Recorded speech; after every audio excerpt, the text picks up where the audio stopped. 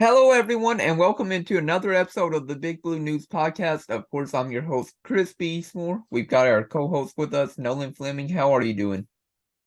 Pretty good. As a human being, as a fan, obviously it was a rough week. Yeah, it's been a rough week. Actually, a rough past 2 weeks for Kentucky Yeah, football. 2 weeks. We can go ahead and say that. And as an Atlanta Falcons fan, not a fun Sunday. Hey, it's been fun for me as a Cincinnati Bengals winning two straight, 3-3 now, 500. But yeah, it's been a rough 2 weeks if you're a Kentucky football fan. Obviously, the blowout loss to Georgia and then the brutal loss to Missouri after being up 14-0.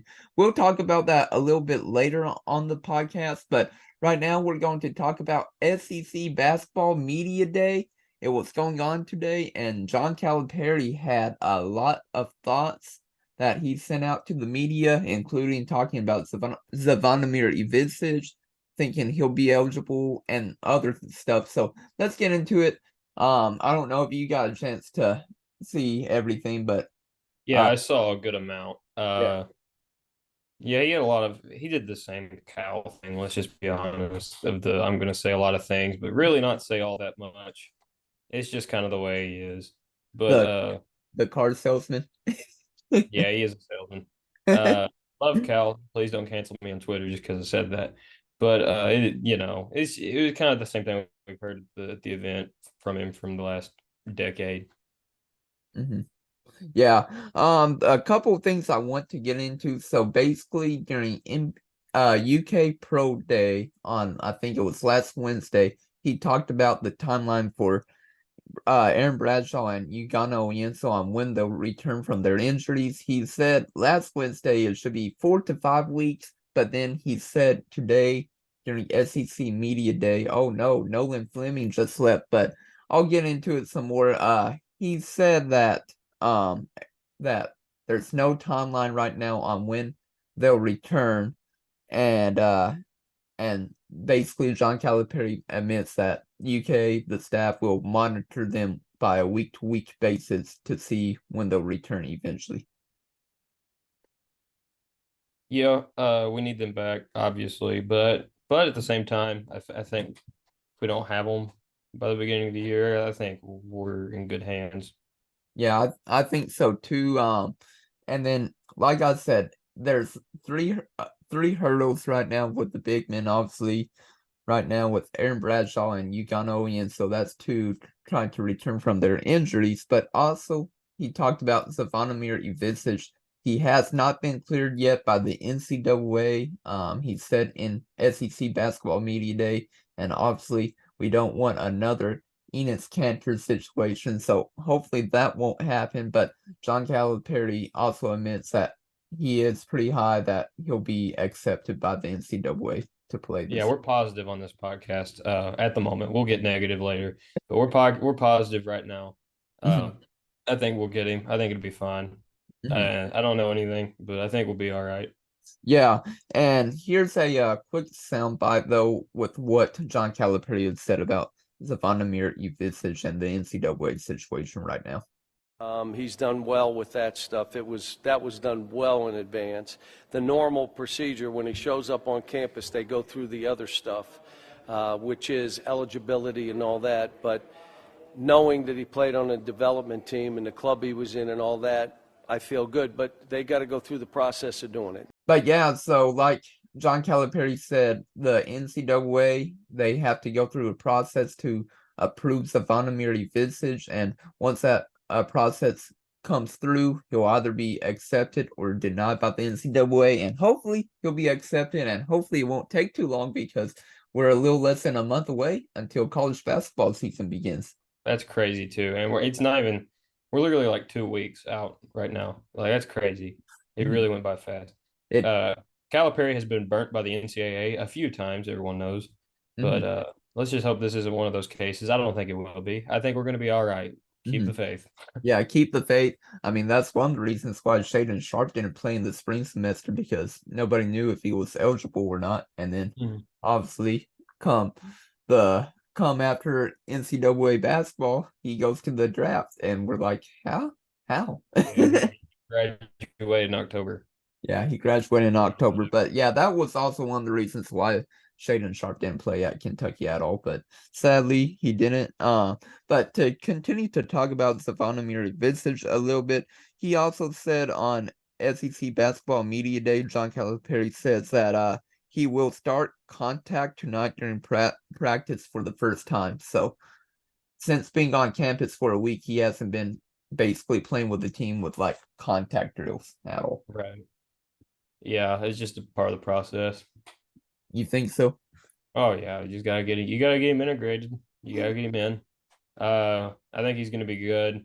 I will say, having seen him, just seeing him on TV, I am sure that they're gonna try to put some weight on him.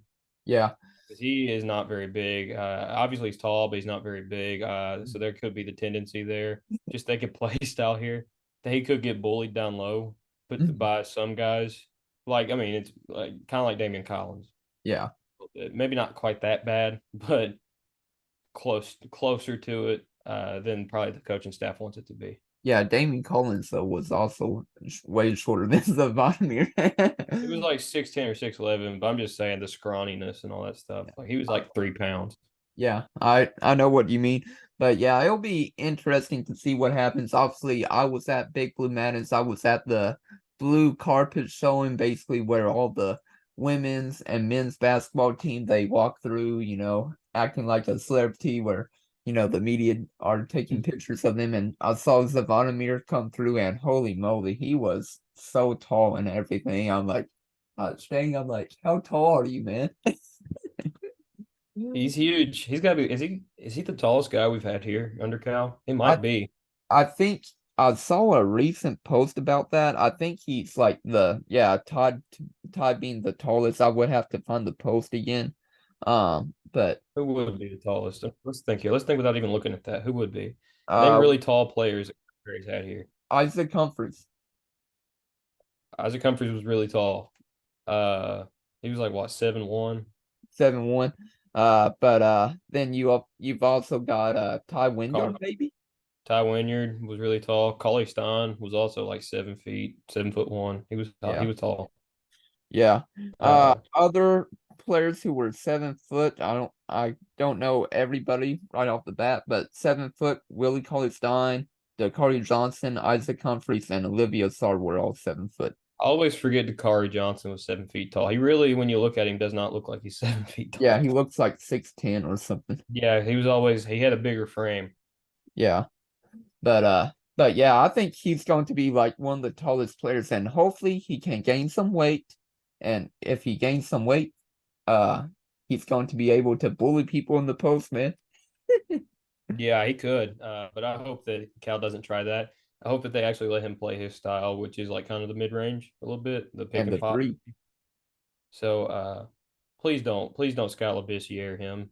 That's another tall one with Scal. Scal was really tall. Or also don't pull who was the other player? Olivier Sarr. He was always playing in the post.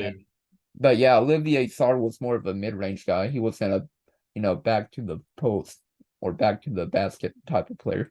Yeah, Scal obviously wasn't either, and he kind of ruined him. I know Cal has been pretty open about that, the fact that he did ruin him when he played him that way.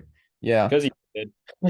Yeah, you're not wrong, and I think about that all the time. I'm like, I think Kentucky could have really changed their program if we had a better point guard instead of having Devin Askew. If we had Cade Cunningham that year instead, that'd been a lot different of a year. You definitely have a winning record. That's for sure. Yeah, instead of going 9-16 that year, you obviously I think have a winning record, probably 16-9 at least, or maybe even better. And I think you also see a different type of big man coming to Kentucky with more of a shooting background instead of a back to the goal type of player that definitely been recruiting over the years.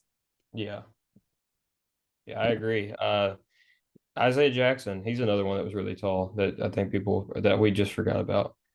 Yeah, I hate that for him too. He's my favorite. He's one of my favorite players that I feel like kind of got wasted here because 9-16 and all that. He would have been a superstar on any other team.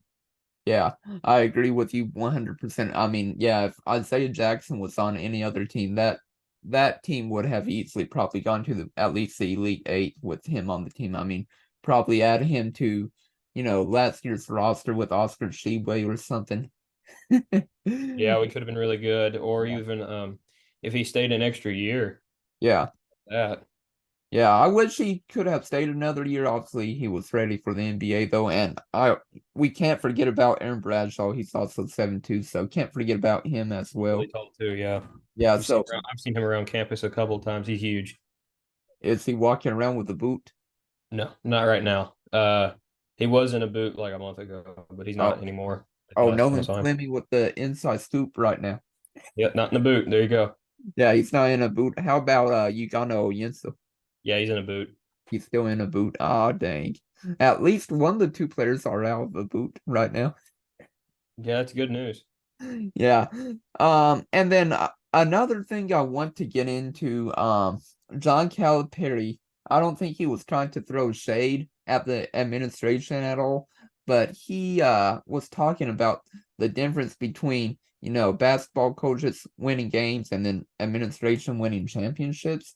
And I Right. just found that as an interesting comment because, the past month or 2 months, it's been just trying to get Zvonimir in and the administration obviously not accepting him because of academics and everything, and he finally got in like a week ago. So I don't think he was trying to throw shade, but I think he obviously, was. He definitely was. There's no way he wasn't. He definitely meant that. That was definitely towards I was even towards Mitch. I mean, that was towards Barnhart and it was towards the freaking admissions program here. yeah. Well, I'll let y'all listen to the soundbite, the quote, to see what y'all think about what John Calipari said. But here it is. And I've said basketball coaches win games, administrations win championships.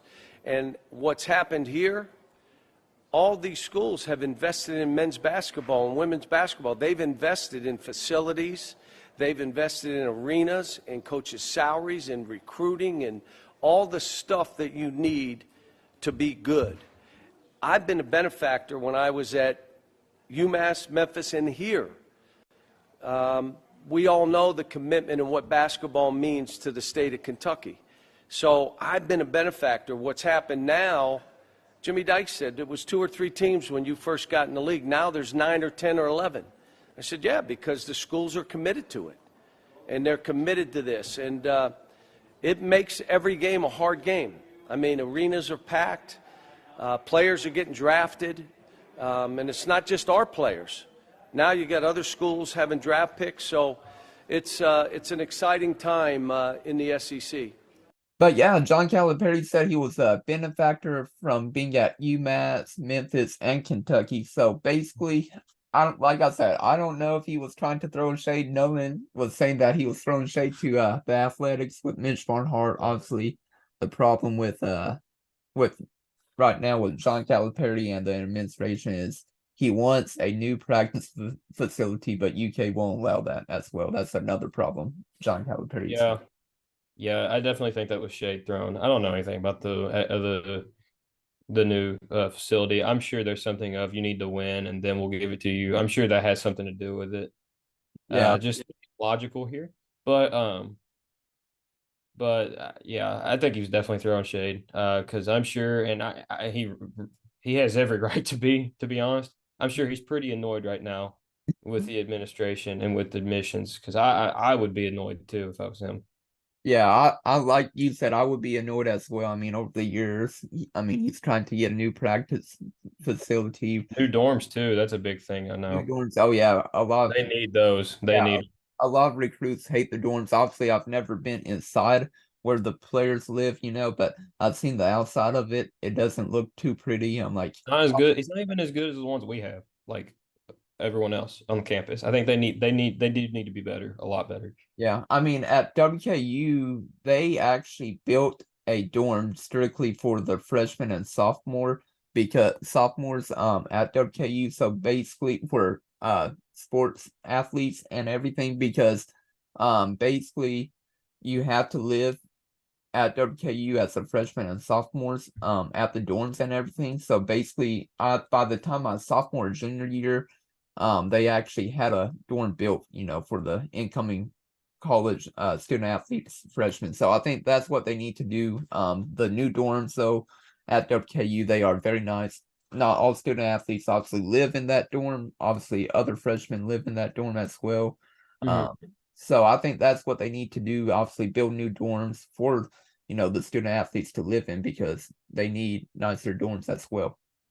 Yeah, they definitely do. They need more dorms in general here. The over admissions last year with the housing, there was a housing thing at the university last year where they had to kind of throw more people in rooms than usual. So housing is becoming a bigger issue here than a lot of people realize, I'm sure, on the outside of these walls that I live within. But yeah, we'll see what happens there. But I am sure that he is quite annoyed right now with with UK. Oh, hopefully he's not really annoyed, and hopefully he'll be here forever. No, Obviously, not annoyed like he's gonna leave. I'm just saying, I'm sure he was letting out a little bit of frustration just from like the events of the last month. yeah, the past month, 2 months with trying to get Zvonimir in. I'm glad we got him in, and John Calipari actually had a one-on-one interview with him a few days ago, and I loved it. I And did too. That was really funny. you could tell he was so excited to have, Savannah finally on campus. I'll give y'all a link to that actually on the YouTube bio or also in the description. So I'll put that there. We won't air the full 3-minute interview on our podcast because that's way too long, right, Nolan? Way too long. Yeah. Yeah. So I'll give y'all a link to that for sure in the description. So if y'all want to listen or watch that, you can. But yeah, I'm excited to see what UK can do. There's one last thing I wanted to talk about from SEC Basketball Media Day, and that was also what John Calipari talking about recruits and transfers, basically saying that if you want to come to Kentucky, it should be more about basketball than NIL. Basically implying that if you're just looking for money, don't come here. I mean, yeah, there's nothing wrong with saying that because that's kind of what a lot of the fan base is feeling lately. Uh, Especially towards the football program. I think that sentiment is very much there from fans, whether Yeah. it's rightfully so or not. Who knows? But I think it's well worth saying because Kentucky is Kentucky, and I'm sure we're not the only people giving that pitch either. I am sure that the other powerhouses are giving that pitch as well. I'm sure Hubert Davis at North Carolina, John Shire at Duke. I'm sure they're giving the same thing. Mm-hmm. Yeah, and I think the main thing is he actually, started this past summer the La Familia Club, where former Kentucky basketball players are donating to that to hopefully be able to persuade some recruits to come to Kentucky because obviously UK was missing out on a ton of players this past summer in the transfer portal. I mean, you missed out on Hunter Dickinson, Arthur Kamula, or however you say his name. I mean, UK missed out on so many transfers this past summer, and I think he's actually starting to hit hard on NIL, obviously not making it its main pitch, but obviously talking about that to recruits and transfers now. Oh yeah, and he's got every reason to. Again, he's got every reason to. Yeah. NIL is a big issue to a lot of people right now, but as far as my opinions on NIL, should be a thing. NIL absolutely should be a thing. But I kind of agree with Cal. I think there are players, not here, but just in general. I think there are definitely players out there that are losing sight of what's actually important and are probably more worried about the business side of things. Yeah, I agree with you 100%. I'll let y'all listen to what John Calipari had to say about NIL and with Kentucky. I tell every kid we're recruiting, if it's about NIL more than basketball, you shouldn't come here. The big picture of where you're trying to take yourself. Basketball should be the overriding factor. Even though you'll do better here than any other place you can go, it's not why you come to Kentucky. So yeah, like we were saying before, John Calipari just talking about NIL. Obviously, he also mentioned before that there needs to be more ways that the NCAA can protect players because he feels like players, like I said, just focusing too much on NIL as the business side. So NCAA needs more rules and basically ways for players to not focus as much on that. Yeah, I think that's fair. Yeah, it shouldn't be like I said, and like Cal said, even it probably should not be your main goal. Mhm. I'm not discrediting anyone whose it is. I mean, everyone's situation is different, of Yeah. course, but I do understand the point though. Yeah. And I think that's one of the reasons why Hunter Dickinson didn't come to I think it's Kentucky. a I think it's a huge reason why he didn't come here. Yeah, because I wanted him here, but then obviously he committed to Kansas instead. Hey, also UK all-time winningest program now because Kansas Yeah, had to forfeit wins. Woo! Let's go, back everybody! on technicality. Woo! Let's get a cheer in the. You think are they going to put it back in the video? They should because it is true. It is the case. Kansas did it. Kansas did it. I mean, like so, go ahead and do it. Also, we would have been winning this anyway had we not had all those wins taken away from us from like the 80s and stuff. Like, Yeah, you're not wrong about that. So yeah, we got it back on a technicality. So I'm happy about that, and it'll be interesting to see what happens though. But like I said, Kentucky has most wins right now, 2,354 wins. Meanwhile, uh wait, did I do that right? Wow, I might have gotten the wins wrong. 2000, it doesn't matter. We're still winning. We're yeah, still we winning. still have the most wins. Sorry about that. You all might have misquoted. Comfortable and by a comfortable margin too. Yeah, but I'm excited about that. There's I said before there was only one thing left to talk about SEC basketball media day, but I just saw this tweet from Zach Gagan of KSR or on three, however you want to say, but he basically said that John Calipari said class of 2024 is looking good, 25 is looking even better. Due to UK recruiting now with Chuck Martin on board. So I'm interested to see what happens with this year's class because right now UK only has one player on this year's class with Somto Cyril. Yeah. And I'm just interested to see who they land. I don't think UK will probably get Boogie land. I think No, that's Indiana. yeah. He's an Indiana lock, I think. I'm if he says it's going to be good, then I'm sure he's got something to it, obviously. But I'm still concerned. Me, That class is not great in the first place, and yeah, and we're not getting anybody right now. yeah, I understand. I'm sure. I think Cal might be more focused on this year's team. I know we've talked about that before. That Cal is probably a little bit more focused on winning this year's team. yeah. But and I'm sure that is the case. But we need to start sometime. Yeah, it's going to be interesting. I'm more interested in also seeing if Kentucky can somehow land Jaden Quaintance because if you land him, you have him on campus for at least 2 years if he doesn't obviously go to the G League or something during that time. Yeah, I would love to have him. I really would. I think we could we're in good position for that probably right now. I think we're in the running. But having a guy like him for 2 years would be really something, dude. Yeah, because obviously he reclassified to the class of 2024. So anywhere he goes, obviously he doesn't have to stay there 2 years. He could stay at UK for 1 year and then go to the G League the following year. I'm sure that's what might happen. But either way, even just getting him would be good because he's really talented. Yeah, and other players that Kentucky are definitely considering in 24 would be Billy Richmond, obviously Memphis or Kentucky, but I think he's going to come to Kentucky. Travis Perry, I don't think he'll come here. I think it's probably going to be Ole Miss or Purdue or somewhere Think we don't else. get Perry? What? You think we don't get Travis Perry? I don't think so. I don't think Kentucky is putting him as much as a priority as other recruits at this time. That makes sense.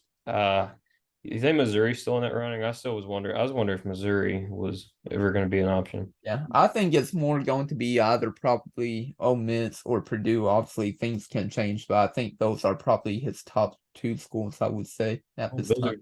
Those are two good programs right now because Chris Beard, the new coach at Ole Miss, I mean, they're going to win, and they're going to start winning. I mean, yeah, they are, and I'm nervous about recruitment because he's good at that. He's really good. Yeah, and then the other recruit that UK is going after really hard right now is Patrick Ngongbok the second. So I don't know if I pronounced his second name right, but I think UK has a good chance with him as well. But it'll be interesting to see who UK gets in the class of 2024. Yeah, it's going to be very fascinating, and the 2025 class as well, Oh because yeah, that class is loaded actually. yeah, Class the of Boozer twins, 2024 is kind of weak. What'd you say? the Boozer twins in 25. I think I Holy, think I think we might get them. I think we might. I think we might. Like I said, it's going to be interesting. Jack Pilgrim said in a couple podcasts ago, that he thinks it's down to Miami, Florida, or Kentucky because most of the Booster twins, their family lives in Florida. So Mhm. a lot of people are thinking it's down to those two schools. I didn't actually get a chance to listen to the sources say last night because of me Yeah, me working too. overnight, but I don't know if you did, but I uh didn't. I didn't last night, but yeah. But it's like we said on here one time. They didn't play for John Shire, or Carlos Boozer did not play for John Shire. yeah. Carlos Boozer played for Coach K. Yep. Uh, and most of his players are not really all that loyal to Duke. They're loyal to him. Yeah. And let's be honest, that's probably going to be the way it is at Kentucky when Calipari leaves. Yeah, you're not wrong. It's going to be very interesting to see what happens with the Boozer twins. Obviously, other players to consider is AJ DeBansta, I would say. But Yeah, I think. he recently reclassified to the class of 2025. He was in Yeah, 26. and I think we're probably in the lead for him right now, is what it sounds like. I would say so too. Darren Peterson, Caleb Wilson, Darius Cuff, and Jasper Johnson are all in the class of Well, Jasper 2025. Johnson, we're probably in the lead for as well. Yeah, I would say Jasper Johnson has a good chance to reclassify, though, in my opinion. I thought he said he wasn't going to. I don't know. I feel like the two players that have the best chance to reclassify from that class is probably Darren Peterson and also Jasper Johnson into I the would love class. to have Darren Peterson here. He's really good. He's Yeah, very, very good at basketball.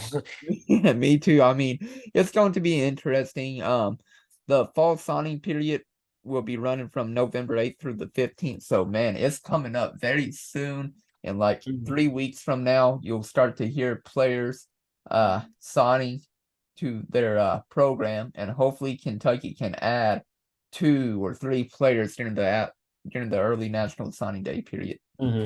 Yeah, they do. They definitely need. They need to.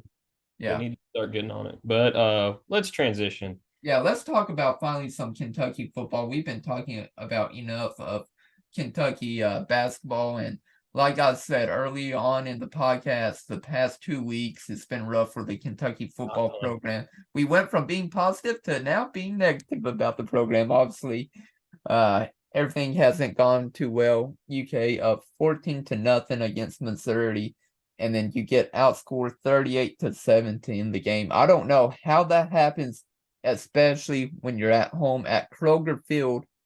And I was just blown away. I'm like, how does that happen? You're playing at home and you get blown out 38-7 after being up 14-0. Ridiculous. It was a really ridiculous performance on all fronts. The players were not in it at all after that. The coaching staff really not in it at all after that. After the fake punt killed the game. By the way, that was Yeah. the end of it was the fake punt, and the fact that it was is really really stupid. Hmm. Uh, I never played a snap of football. Don't get me wrong. I was not a football player. Yeah, people who played football know more about it, but I'm not. I know that it is a game of momentum. Hmm. Whichever team has momentum is really in good shape.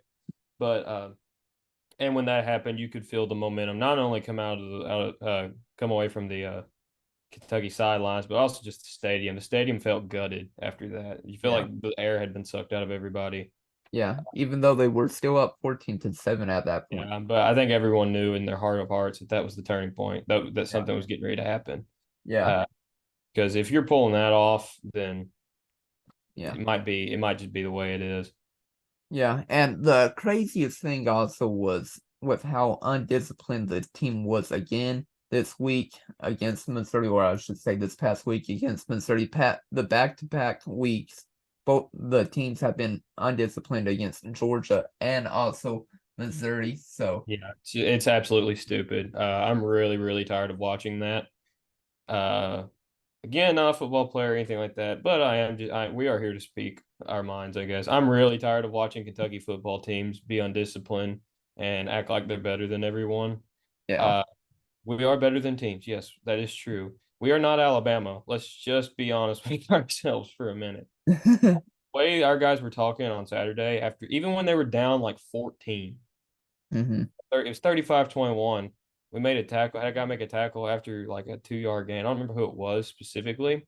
It's after like a 2 or 3 yard gain. He got up and he starts flexing or whatever and starts talking to him and all that. And like literally me and like everyone else in the student section or around me in the student section, like, what are you doing? Why are you talking right now? Yeah. It's I really, think really stupid. And also the roughing the passer play. The play after the roughing the passers. It was roughing the passer. On the two unsportsmanlike conduct too. the unsportsmanlike conduct was ridiculous on his part. Why he felt the need, number 92, whatever his name is, Uh, why he felt the need Khalil to Saunders. who? Khalil Saunders. Will Saunders, yeah. Why he felt the need to do what he did, I don't know. I understand that people on the other team were talking to Missouri was about as bad as us. They had something to say after every play too. Yeah. And honestly, there were moments they should have been penalized for. Yeah. They were not. But we gotta stop letting these guys get under our skin, man. Yeah, I agree. Missouri and Kentucky, they're always talking. I think one of the craziest things I ever saw was whenever the Missouri football player threw the ball at Sion Childress, and then Sion Childress threw the football back at the Missouri player, and then of course we get penalized for it. I didn't like that at all. I remember that. That was ridiculous. I'm like, I'm like, why is UK getting penalized? Obviously, it's always the second person that does something that always gets caught. It was such a terrible, terrible, terrible call. I hated it. But at the same time, though, we still, like I said, like we were just saying, we still had guys that were playing stupid in the first place. I agree with you on that, and I don't know why UK also started to go away from Ray Davis. I'm going to tell you all the stats from UK's drives. So on UK's first two drives, Ray Davis had 7 rushes, 69 yards, 1 reception, 7 yards, and 1 touchdown.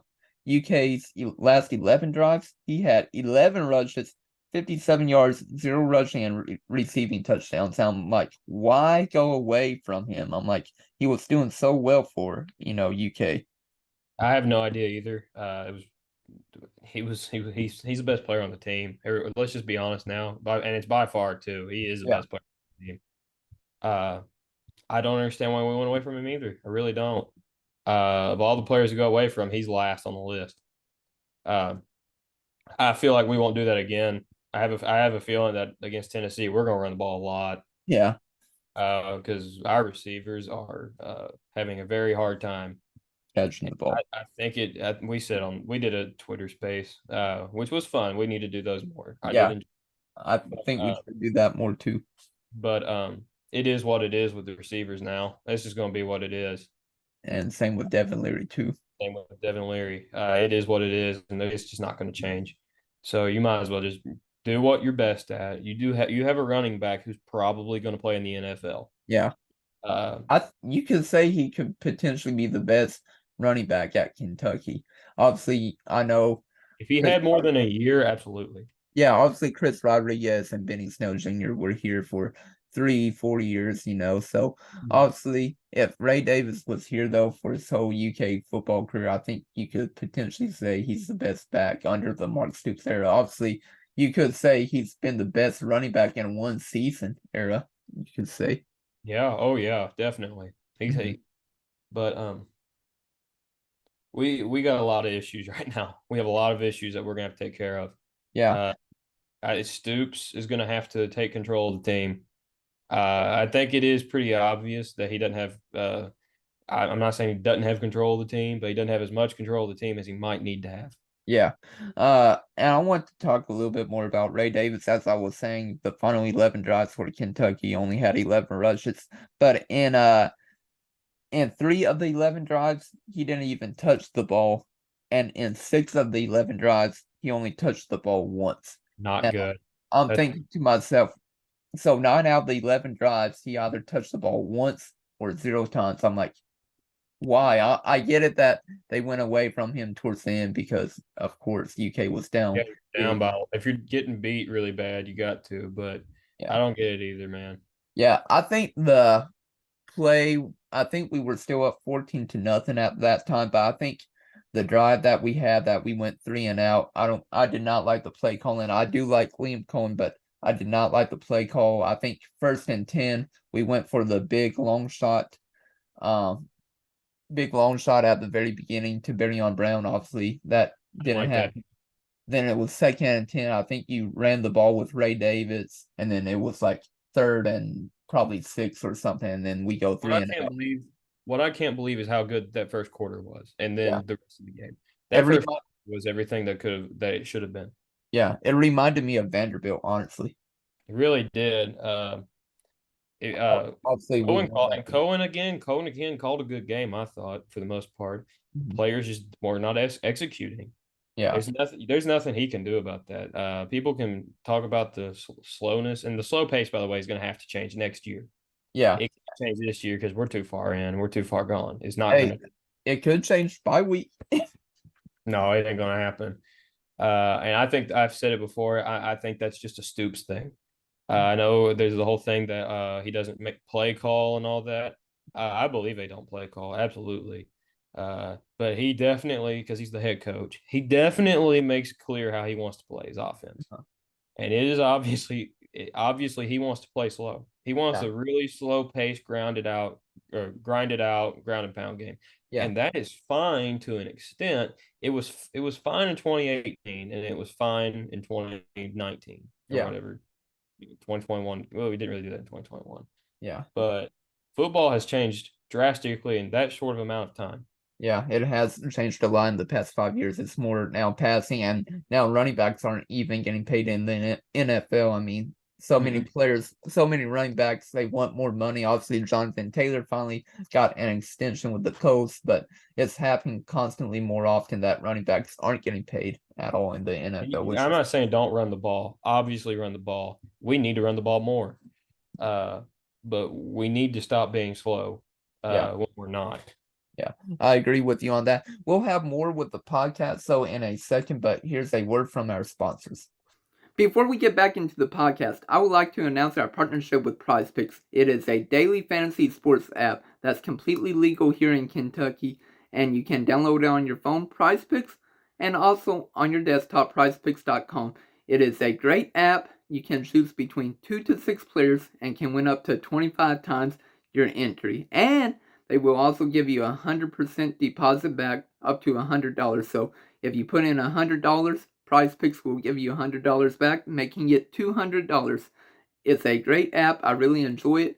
And use my code UKVideos to get that deposit as well. But let's get back into the podcast. All right, welcome back into the Big Blue News Podcast. Obviously, you heard from our sponsors with PrizePicks, and hopefully you all joined the app. It's a great app.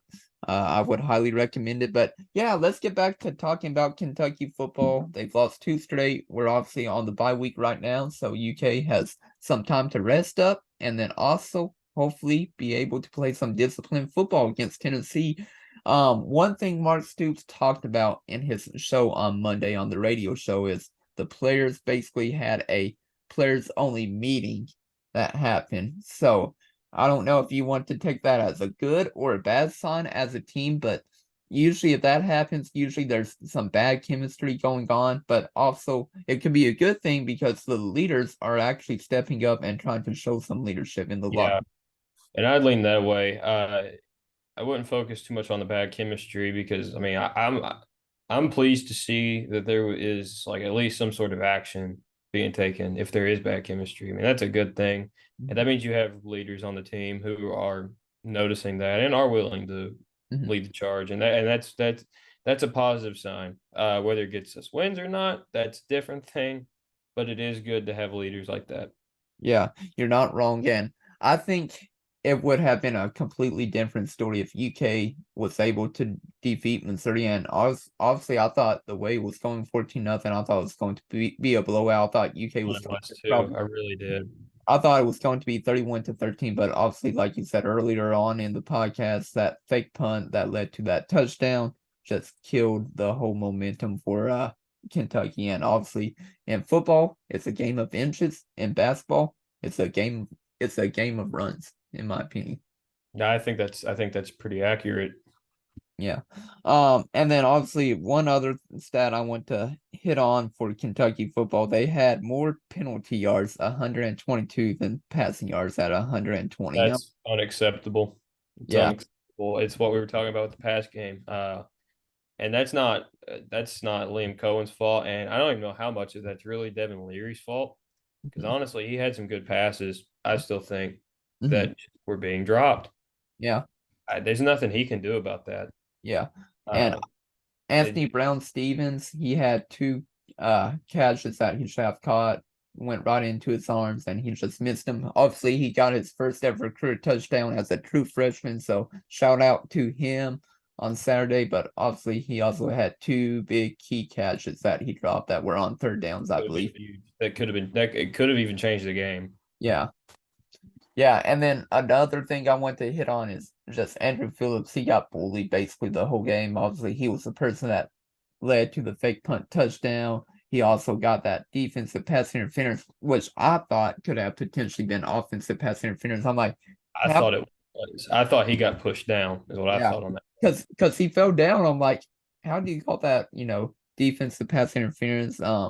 But yeah, just UK. They have a lot of stuff that they have to fix during the bye week, whether that be being disciplined, getting faster on the offense. Because basically, if you play slow like this, it gives the defense some time to get a play together, figure out what they're doing, and then also give their players to be rested up for the next play. And I'm like, you can't be doing that on the offensive side if you're trying to, run the score up against a team.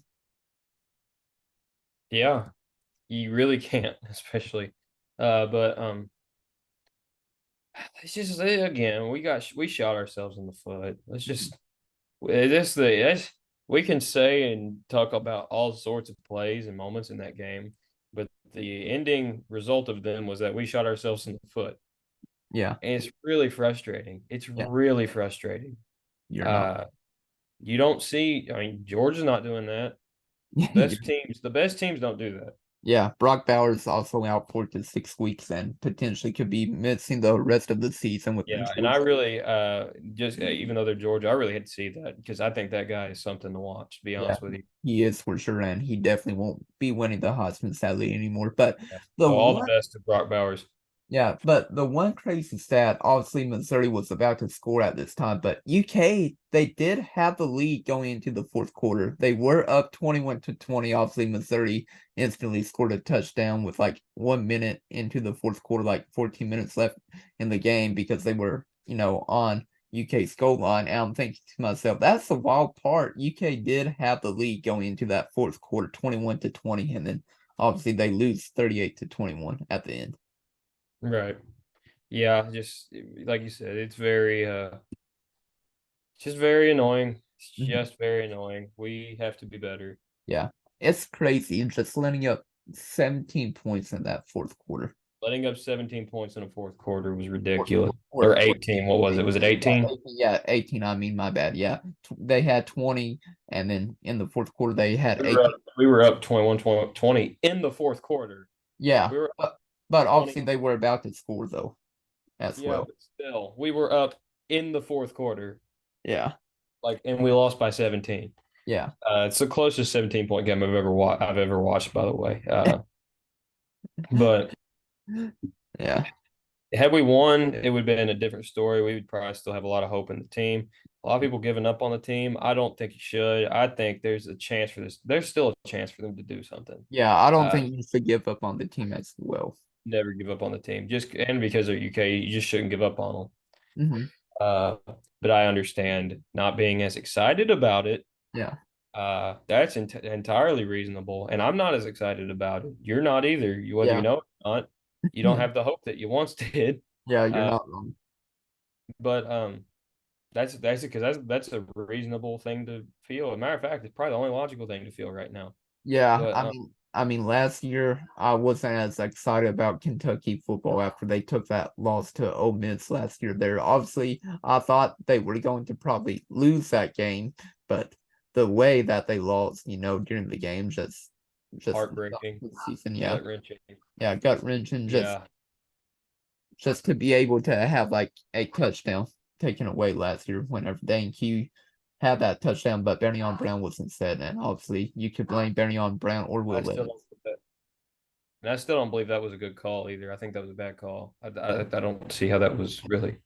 But Yeah. either way, And that changed the whole season. And probably if we win that game along with Vandy, Rich Scangarello would still be here. And the next question is, what would UK be doing this year with Rich? That's still the not offensive good, coordinator. not good at all. Yeah. And who Because would we be the wouldn't have a quarterback quarterback. as well? Because definitely not Devin Leary, and a number of quarterbacks were just not wanting to be here because Rich Kangarella was here. Yeah. So, well, who was the guy? I probably would be like the Hank DJU. Bachmeyer. I Who think it could have been DJU or Graham Mertz probably.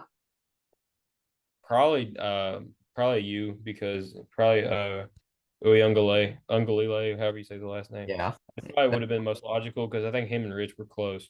Yeah, I don't say his last name because it's so hard to pronounce. That's why I say DJU. And then the last thing I want to talk about for this Kentucky Missouri game, the hardest thing that I ever heard after the game, I heard the SEC's network sports anchors, they were talking, and one of them said Missouri is right now a notch ahead of Kentucky. And when I heard that, I said, "Yeah, I'm done watching TV for the night." I turned off my TV and just that made me so upset whenever I heard that. Obviously, he's probably not wrong, but whenever he said that, I couldn't believe it. I don't know. I don't know whether I think that's a statement that can be. We can go back and forth on that all day, but we're not going to know the true answer until about the end of the year. Yeah, If they're like 10-2 or 9-3, and we're 6-6 and 5, then he's right. yeah, They probably are.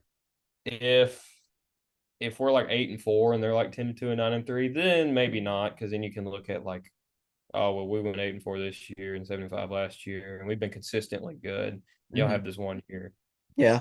And I think my main problem, and I was tweeting about this, is Coach Mark Stoops is getting paid $9 million a year to win consistently 7 to 9 games every year, and I don't like that. no coach ever gets paid that much to get 7 to 9 wins a year. If you were And I getting, think Coach Stoops is a good coach. Mhm. That is, we know that he's a Yeah, good coach. To be able to do that on a consistent basis in the SEC is good. Whether it's $9 million good, I don't know. I don't think so. I think for you to get paid $9 million a year, you should be competing consistently every year for at least the New Year's Six Bowl, or obviously the college football playoffs as well. I think it makes 8-4 the expectation. Yeah, at least 8-4 every year, maybe 9-3 going forward. But yeah, $9 million, and I think that's one of the reasons why Coach Mark Stoops will never leave it. He has just too much of a great job security, and he's getting paid too much to leave to go I elsewhere. think the only place he would go is Iowa, if they paid him enough. Yeah, Maybe Michigan State if they paid him enough, but I don't think that's going to happen. yeah. I mean, Michigan State, Mel Tucker. who was it that tried to take him a couple of years ago? Wasn't it LSU interviewed him or something, or I wanted to don't know interview? if it was LSU. I can't remember. I know they were trying to take Brad White, the defensive coordinator, and I then do remember that, and they took Matt House instead. yeah, But he wasn't here. He was at the Kansas City Chiefs at that time. I think it was actually Florida State was the one he actually talked to.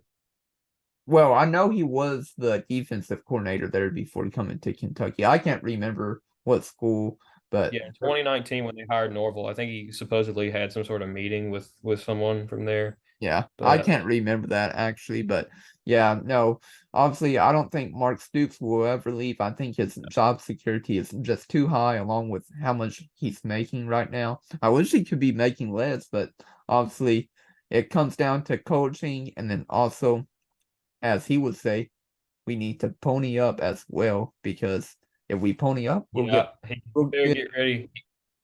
he better get ready for that to be hung over his head for a year at least. Yeah, but yeah, if the fans do pony up, if they do decide that, we'll get actually better talent. But he's not wrong. UK, though, has to also recruit better talent, but it also comes down to NIL, as we were talking about earlier in the podcast with basketball. But NIL is a big key factor in today's world, sadly.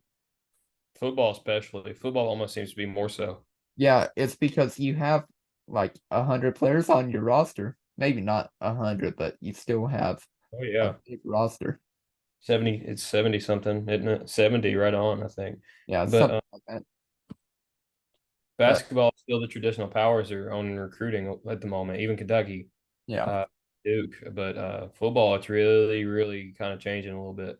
Yeah, you're not wrong. But yeah, if UK can consistently get better recruits in the near future, though, I don't see why UK can't consistently, chase eight or 9 wins before the bowl game, potentially 10, and maybe in the years going forward, they'll actually make it to the college football playoffs with that changing after this year with the 12-team format.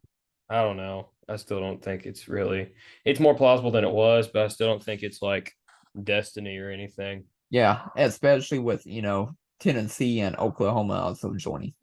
Texas. Yeah. Yeah, Texas and Well, you can add Tennessee to that too. Tennessee being good again. I mean, yeah.